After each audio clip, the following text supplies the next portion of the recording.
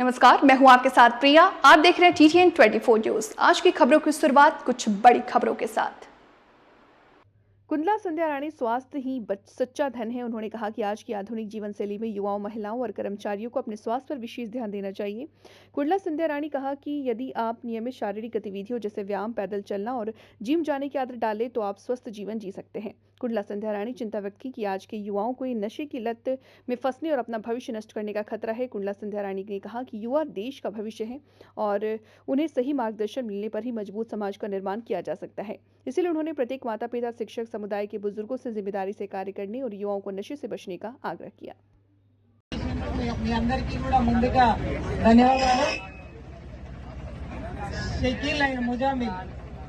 ట్రూఫిట్ నుండి ఒక మంచి కాన్సెప్ట్ తోటి ఈ కార్యక్రమాన్ని తీసుకున్నారు. వాళ్ళిద్దరిని కూడా హృదయపూర్వకంగా నేను అభినందిస్తా ఉన్నాను. దీనికి సహకరించిన ప్రతి ఒక్కరు, పేర్లు చెప్తే చాలా పెద్ద లిస్ట్ ఉన్నది కాబట్టి వేదికపై ఉన్న దీనికి సహకరించిన ప్రతి ఒక్కరికి ధన్యవాదాలు. రెండే విషయాలు, దాదాపు మనం వస్తుంటే చాలా మంది పబ్లిక్ ఆపి అడుగుతున్నారు మీరు ఎందుకు చేస్తున్నారు ఈ కార్యక్రమాన్ని. ఒకటి మనం ఫ్లెక్సీలో ఒకటి పెట్టినాం ఏమని, ఒకటి ఆరోగ్యమే మహాభాగ్యం 3K రన్ యాంటీ డ్రగ్స్ అని పెట్టినాం. ఇప్పుడు సొసైటీలో జరుగుతున్న పరిస్థితులు, ఫస్ట్ మనిషి పాడవడానికి రెండు కారణాలు. ఒకటి మనం తీసుకునే ఆహారం, రెండవది మానసిక ఒత్తిడి. మొదటిది మనం తీసుకునే ఆహారం ఏంటంటే పొద్దుగాల లేచిన కాడ నుంచి ఏది కనబడితే అది తింటాం మనం. అది ఏదైనా కావచ్చు.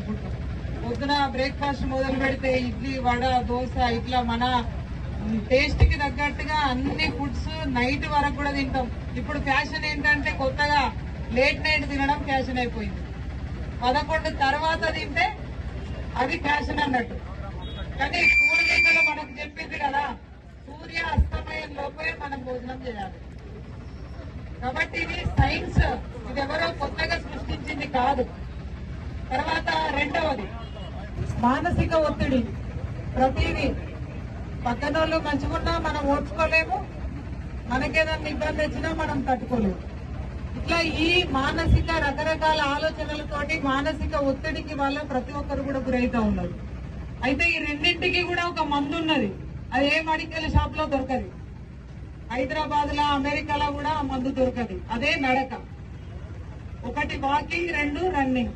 ఇది చేస్తే ప్రతిరోజు కూడా ప్రతి వ్యక్తి గ్రౌండ్ లో 5 కిలోమీటర్ల వాకింగ్ చేస్తే జీవితంలో బీపీ కావచ్చు, షుగర్ కావచ్చు, మానసిక ఒత్తిడి, ఆరోగ్యం రెండు కూడా జయించడానికి ఇవి రెండే కారణాలు. కాబట్టి ట్రూఫిట్ 3K రన్ దానికోసమే తీసుకున్నది.